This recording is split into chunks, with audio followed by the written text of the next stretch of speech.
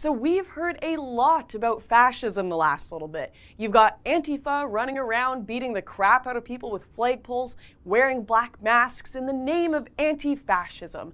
Then you've got the right calling Antifa the real fascists, and then the media calling Trump a fascist, some viewers of the media calling the media a fascist, Democrats are the real fascists, Republicans are the real fascists, and basically everyone is Hitler. Except not actually. In fact, Hitler isn't even really that great of an example of a fascist at all. The reality is, we've all been using the word wrong. Hello, guilty here. Both the left and the right throw the word around to essentially refer to anyone they don't like. A puppy chewed my homework. Puppies are the real fascists. We're all having a dance party on the grave of the word fascism, and a bunch of old Italian philosophers are crying over a bottle of wine as we justify our misuse of their ideology by citing our college arts degrees and Wikipedia. The left tend to use the word fascist to refer to anyone to the right of Marx, while the right, well, they at the very least tend to reserve the word to describe people who use violence or force to silence political opponents. Both definitions are sorely mistaken, though. Before we get into what fascism actually is, let's discuss what it isn't. Fascism is not an ideology about throwing people into gas chambers, hating other races, and being on the right. And it certainly was not created by this man. And most definitely is not being perpetuated today by this man. In fact, being a gay, freedom-loving, rather libertarian guy is quite close to the opposite of a fascist. Fascism is an ideology focused around the idea that the vast majority of people need strict laws and guidance and far less freedom of choice in order to function properly and live fulfilling and meaningful lives. In fascism, people do have the right to exist, but need both societal and moral guidance, both formal and informal. The idea was definitely not coined by Adolf Hitler, but instead by a bunch of rather peaceful, somewhat nutty, but thoughtful philosophers from the late 1700s to 1900s. Some argue that British philosopher Thomas Carlyle is the true father of fascism. Carlyle watched as liberal principles swept the West, offering the vote and control of the government to wider ranges of people, and saw this as a destruction of natural hierarchy and the natural rules that appeared in society before. And he believed that if these rules totally disappeared, civilized society would unravel along with them. Others would focus on the Italian fascist movement, which is actually where the word fascist derives from, fascismo. Italy came out with philosophers Giovanni Gentile, Gabriele D'Annunzio, and Julius Evola, who was more of a critic of the movement, but we'll get into that later. And of course, the infamous Benito Mussolini, who put some of their ideas into practice. Now, other than Mussolini, people on average have never heard of any of these thinkers because, to be honest, we as a culture don't really know anything at all about fascism. We can hardly define it. And when asked about it, we'll probably just spout off Hitler's name in a staunch tone of disapproval, putting our utter ignorance on display to the world because if you've ever talked to a fascist or read a fascist philosopher, you'd know that Hitler's National Socialism is actually put in a different category than proper fascism. People like Franco, Hitler, or Salazar were certainly inspired by Mussolini's fascism, but using Hitler as your stunning example of a fascist is sort of like naming Pluto as the best example of a planet. Technically, it's a type of planet, but you could probably pick a better example. While proper fascism was a top-down ideology where they believed that hierarchy in the state was absolute, National Socialism was more left-wing because of the socialist aspect. Hitler using the state to appease the people was actually a pretty disgusting idea to people who believed in older hierarchies. There's a rather famous historical incident where the King of Prussia was offered the crown of the liberal state of Germany in 1849 by the people. And instead of accepting it, he literally turned his nose up and said that he would not accept a crown from the gutter.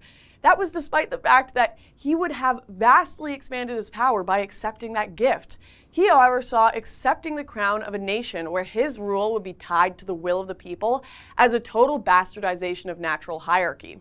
Another one of the biggest issues with naming Hitler as your stunning example of a fascist is a lot of the things people hate Hitler for, and therefore hate fascism for, had nothing to do with fascism at all. This leads to another major difference between fascism and National Socialism. Fascism didn't have anything to do with race. National Socialism focused more on Germanic tribalism. Fascism focused on hierarchy. It was elitist, not racialist. And when there was a focus on race, it was really more a focus on homogeneity for the purpose of survival, not a supremacist thing as seen in the Third Reich. In fact, there are incidents where Mussolini invited the Jews of Italy into his office and said he never doubted their loyalty to the state. It was only when he depended on the Third Reich for survival and was asked to kill the Jews in his country that he acted in that manner. And trust me, I'm not defending Mussolini. He certainly didn't fight back much when asked to do horrific things, but this is just a matter of historical fact. One more myth about fascism is that it's on the right side of the political spectrum. The reality is people have a lot of trouble placing it anywhere on the political spectrum because there are so many nuances to it. One of the more famous Italian philosophers, Julius Evola, contributed a lot to fascist thinking, but was seen as one of fascism's greatest critics because he thought the movement was too left-wing. Many classical liberals and libertarians on the right despise fascism because it believes in taking away a lot of power from the individual and in expanding the state. In fact, one of the great inspirations of Marxists and fascists alike is a famous philosopher, George William Frederick Hegel, who critiqued the libertarian state as being something that could not fulfill us as human beings. And Nietzsche, another philosophical inspiration of fascists, is probably read by a decent amount of Antifa today. People on the right and the left will both throw the definition of fascism to the other side of the spectrum when convenient. But the reality is that the phenomenon of fascist ideology is kind of outside of that famous split between individualism and collectivism in the French tennis court. It's totally outside of our modern and limited ways of defining politics. It's a step back into an older world. Which brings me to what actually is fascism's end goal now that we've dispelled some of these myths about it. Well, that's the thing. Fascism doesn't really have an exact end goal. Fascists would describe it as not being utopian. Their goal is to simply keep going, not to fix all the problems, just to survive and make things better, or rather, what they believe to be better. And they have a focus on the state of nature in a very Hobbesian way. They believe that we need a fascist leviathan or elitist hierarchy to keep going and improving. And more than that, but to bring meaning and purpose into people's lives. Many fascists would describe their ideology as not being an ideology for today, but one for tomorrow. Now, it took me a bit of time to research this. It took me time to understand this. I've thrown the word fascist back at my political opponents because they pissed me off and because I saw them as the real authoritarians in the situation. But in reality, are Antifa working for a world of harsh tradition based on the principles of nature and a strong opposition to communism? Definitely not. They're running around creating 72,000 new genders every week trying to bastardize nature to an extent I didn't even know was humanly possible. And as for Antifa calling your average right-winger or libertarian a fascist, well, sorry guys, but I really doubt you'll find a single mainstream right-winger today that wants to expand the state and take away the natural rights and powers of the individual. In fact, they're fighting for the individual's rights harder than anyone on the left at the moment. The majority of us on the right adore small government. So I think it's time for us to retire the word fascist for name calling and reserve it for more legitimate uses. Maybe use it in an argument about Putin. You could certainly make a case that he's the closest thing we have to a real fascist today, but don't use it to simply describe anyone you disagree with, because the dance party we're having on the grave of the word is not helping our society's discourse. It's not helping us truly define people. It's not helping us expose people. Instead, it's just leaving us in a very shallow and superficial state of political discussion.